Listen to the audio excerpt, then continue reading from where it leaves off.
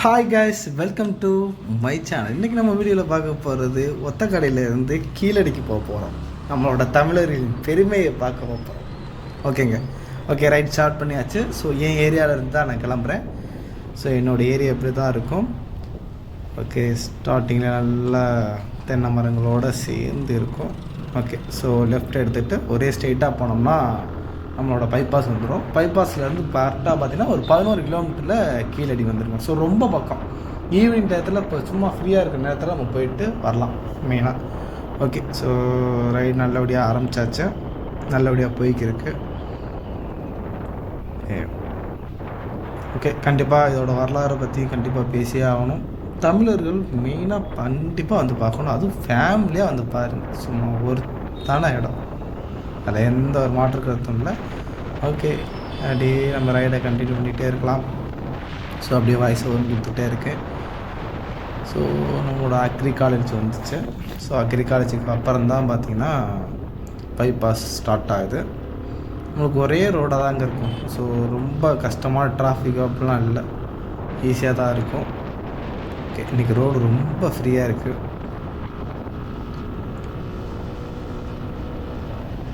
யாராவது இந்த வீடியோ பார்க்குற நீங்களும் கீழடி போயிருந்தீங்கன்னா கமெண்ட் பாக்ஸில் தெரிவிங்க.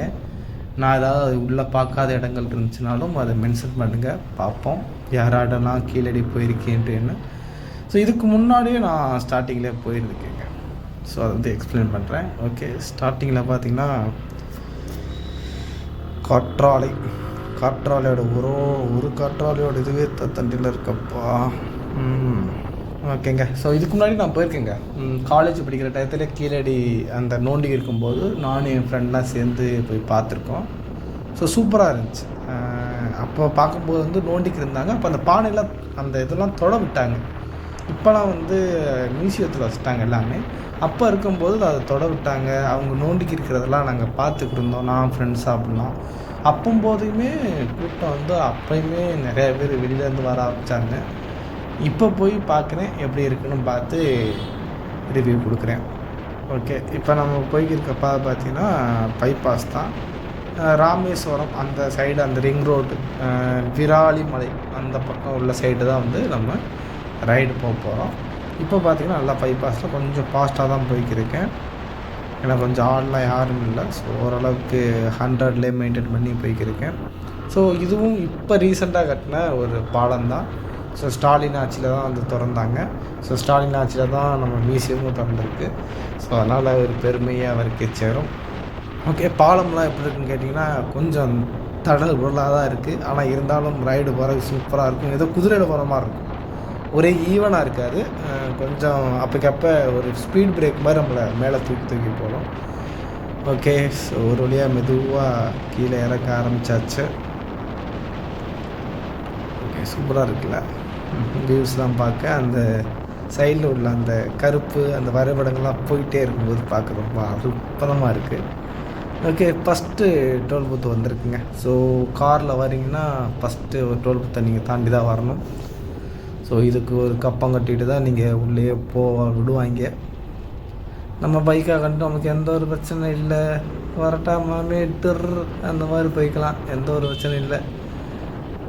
ஆல்ரெடி சென்னைக்கு போகும்போது சொன்னேன். ஸோ 9 ஒரு 10 டோல் பூத்து வருது. காரோட நிலைமையில என்னத்தை சொல்கிறது, பாவம். மெயின்டெனன்ஸும் ஜாஸ்தி, ஒவ்வொரு இடத்துக்கு போகிறதும் ஜாஸ்தி. ஓகே, ஸோ சாரி பஸ்ஸுக்கார் நம்மளே பார்த்துக்கு இருந்தார். ஸோ இருந்தால் நம்ம ரைடை கண்டினியூ பண்ணலாம். ஸோ கரெக்டாக இந்த ரிங் ரோடு தாங்க மெயின். இந்த ரிங் ரோட்லேருந்து நீங்கள் அந்த வேலம்மாள் ஹாஸ்பிட்டல் சைடு போயிடக்கூடாது.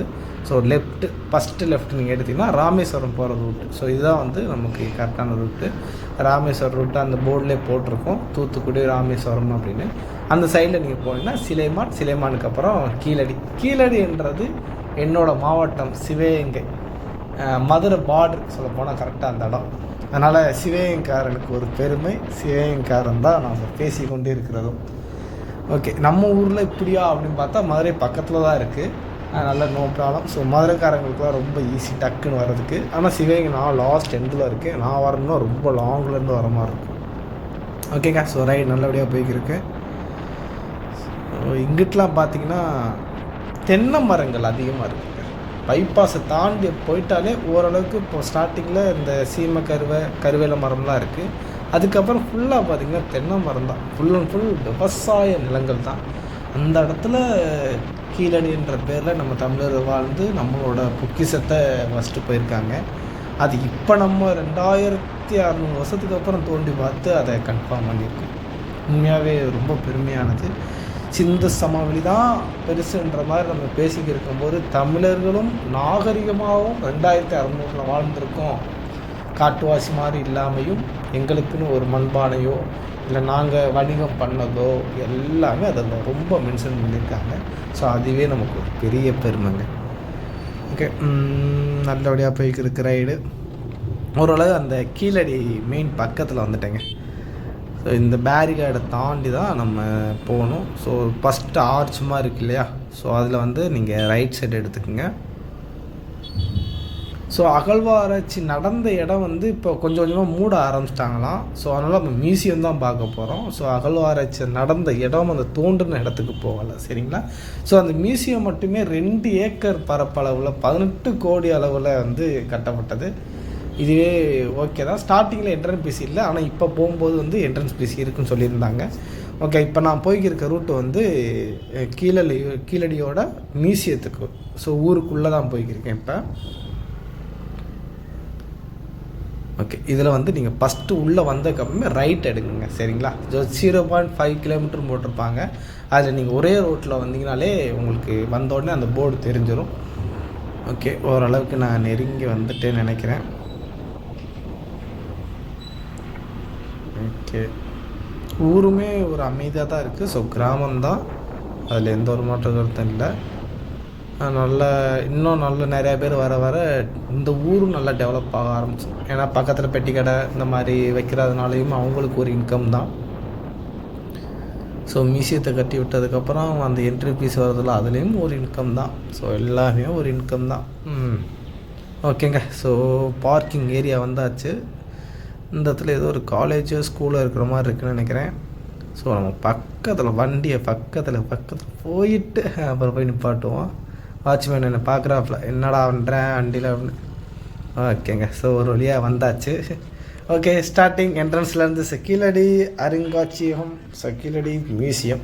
ஓகே, ஸ்டார்டிங் என்ட்ரன்ஸ் இப்படி தாங்க இருக்கும். அதோட டைமிங்லாம் போட்டிருக்காங்க, எத்தனை மணிக்கு வர்றது, பார்வை நேரம் திங்கள் டு வெள்ளி வரை, காலை 10 மணி முதல் மாலை 6 மணி வரை. ஓகே, கீழடியோட மென்ஷன் பண்ணியிருக்காங்க. ஓகே, இப்போ தான் ஸ்டார்ட் ஆகும். ஸோ கரெக்டாக ஈவினிங் டயத்தில் வந்திருக்கேன். அதனால் நல்லா சன்செட்டு பாருங்கள். சன்செட்டு அந்த ஃபுல்லாக பனைமரங்க, எங்கள் தென்னை மரமில் பனைமரம் நல்லா நீட்டாக நிற்கிது. அப்படியே ஸ்ட்ரெயிட்டாக ஃபஸ்ட்டு அந்த போர்டை பார்த்துருவோம். ஏன்னா எல்லோரும் ஃபோட்டோ எடுத்துக்கிருக்காங்க. ஸோ அதை ஃபஸ்ட்டு க்ளோஸ்அப்பில் கொண்டு போய் வச்சுட்டு அதுக்கப்புறம் நான் மியூசியத்தை சுற்றி காமிக்க ஆரம்பிக்கிறேன். ஓகேங்க, ஸோ போர்டு இப்படி தான் ஸ்டார்ட் ஆகுது. அதுவும் நல்லா கல்லில் எழுதியிருக்காங்க. அது பார்க்குறக்கே ரொம்ப அற்புதமாக இருக்குது. அந்த இதில் கரெக்டாக ஃபோட்டோ ஷூட்டுக்கு நின்று எடுக்கும்போதையும் சூப்பராக இருக்குது. ஈவினிங் டயத்தில் சைடில் நின்று எடுத்தோம்னா சூப்பராக இருக்குங்க ஒரு ஃபோட்டோனாலும். ஓகேங்க, இப்போ நம்ம வீடியோக்குள்ளே போக ஆரம்பிச்சிடலாம். கொஞ்சம் வரலாறையும் பேசுகிறேன். உள்ளே போயிட்டு அந்த பொருட்களையும் என்னால் எவ்வளோதுக்கு வீடியோவில் காமிக்க முடியுமோ அதையும் காமிக்க ஆரம்பிக்கிறீங்க. ஓகே, ஸோ கீழடி அருங்காட்சியகம். ஓகே, ஸோ இது இதோட ஸ்டைலாம் பார்க்கும்போது செட்டிநாட்டு அவங்க வீடு மாதிரி சொல்ல போனால் ஒரு 100 வருஷத்துக்கு முன்னாடி வாழ்ந்தாங்க இல்லையா, அவங்களோட அந்த பாரம்பரியம் உள்ள செட்டப்லேயே கட்டியிருக்காங்க. ஸ்டார்டிங்லேருந்து பார்க்குறேன். வேறு மற்றபடி அரண்மனை அந்த மாதிரிலாம் இல்லை. செட்டிநாடு வீடு எப்படி இருக்குமோ அதே மாதிரி அதே பக்குவத்தில் அவங்க என்ன மரம் யூஸ் பண்ணுவாங்க, அவங்களோட வீடோட ஸ்ட்ரக்சர் எப்படி இருக்கும். ஸோ அதே அந்த ஃபார்முலாவில் கட்டின இன்ஜினியர் கட்டின மாதிரி தான் இந்த இது இருக்குது ஃபுல்லாக. ஆனால் 2 ஏக்கருங்க. வந்து சுற்றி பார்க்குறதுக்கு சூப்பராக இருக்குங்க. அதுவும் ஃபேமிலியாக வாங்க கண்டிப்பாக. நான் சோலோவாக அப்போதைக்கு வந்திருக்கேன். நீங்கள் ஃபேமிலியாக இருந்தீங்கன்னா ஃபேமிலியாக வந்து என்ஜாய் பண்ணலாம். ஏன்னா சுற்றி சின்ன பிள்ளைகளாக விளாண்டுக்கிட்டு அது ஆட்ட தெரியுது. இங்கிட்டு கேன்டீன் இருக்குது. இங்கிட்டு பார்த்திங்கன்னா ஃபுல்லாக அந்த பற்றி ஒவ்வொன்றும் அந்த பானைகள், அவங்க யூஸ் பண்ண தங்கங்கள், இரும்புகள், அப்போல்லாம் என்னென்னலாம் பொருட்களை வச்சுக்கிட்டு ஆயுதங்களை யூஸ் பண்ணாங்க, அது ஃபுல்லாக உள்ளே இருக்குங்க. நான் அந்த வீடியோவில் ஒவ்வொன்றா அப்படியே காமிச்சிக்கிட்டே வரேன், பார்த்துக்கிட்டே வாங்க. இது ஸ்டார்டிங் பின்னாடி பேக் சைடு. ஸோ பேக் சைடில் இப்படி தான் இருக்குது வியூலாம். பார்க்க நல்லா இருக்குது. கொஞ்சம் நேரம் நல்லா உட்காந்துட்டு போகலாம். நைட் டயத்தில் வந்தாலுமே சூப்பராக இருக்கும் போல். ஏன்னா லைட் செட்டிங்கோட அந்த மரத்தை பக்கத்துலலாம் பார்க்கும்போது தெரிஞ்சிச்சு லைட் செட்டிங்லாம். அற்புதமான ஒரு காட்சி. ஸோ நான் ஈவினிங் டயத்தில் வந்ததுனால கொஞ்சம் வீடியோ கொஞ்சம் கிளாரிட்டி நல்லா இருக்குங்க. ஓகே,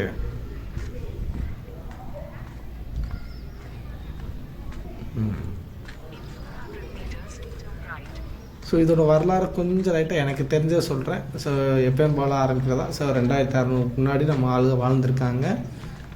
வாழ்ந்ததும் ஒரு நாகரிக வாழ்க்கையோடு வாழ்ந்திருக்காங்க. எழுத்து முறைகளாக அதில் எழுதியிருக்காங்க. அதான் மெயின். அப்போ வந்து படிப்பு அறிவு இல்லாமல் இருந்தாங்களோ அப்படிலாம் நம்ம சொல்லிட முடியாது. ஏன்னா அந்த பானையில் அழகாக அந்த தமிழோட பண்டைய தமிழுக்கும் பின்னாடி சொல்ல முடியாது அந்த தமிழ் வார்த்தைகள்லாம் அதில் இருந்திருக்குங்க.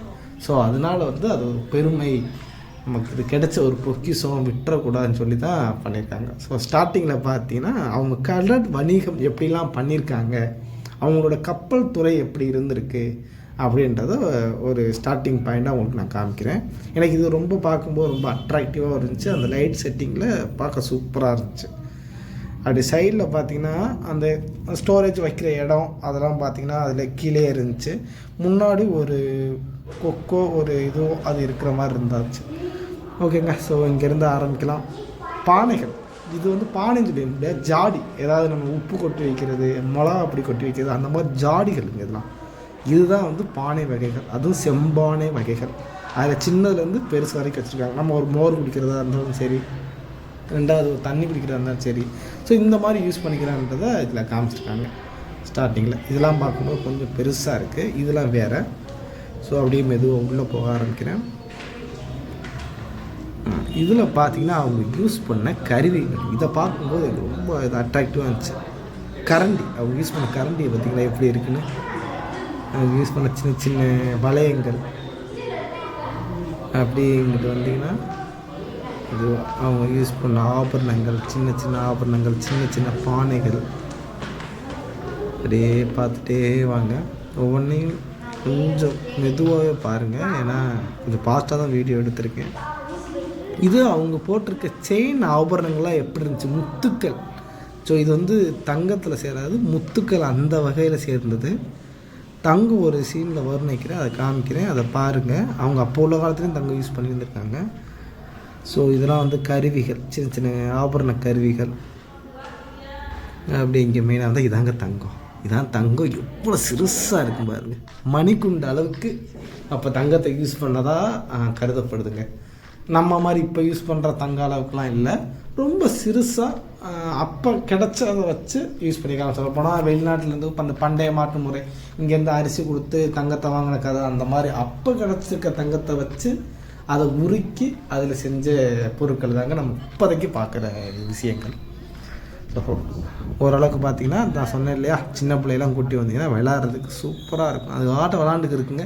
நீங்கள் ஆட்டம் ஒரு இடத்துல உட்காந்துட்டு ரிலாக்ஸாக இருந்துக்கலாம். அதுகளுக்கு வேணுன்ற ஸ்நாக்ஸு சைட்லேயே கிடைக்கிது, கொடுத்துக்கலாம். ஓகே, இதை வந்து மெயினாக பார்க்க வேண்டியது பானைகள். இதில் ஒரு பானையை அப்படியே தொட்டு ரசித்து பார்த்தேன். 2600 வருஷத்துக்கு அப்புறம் பண்ண பொருளை வந்து நம்ம கையால் தொட முடியுது, அதை ஃபீல் பண்ண முடியுது பாருங்கள். வாவ், ஸோ ஒண்டர்ஃபுல் காட்சி.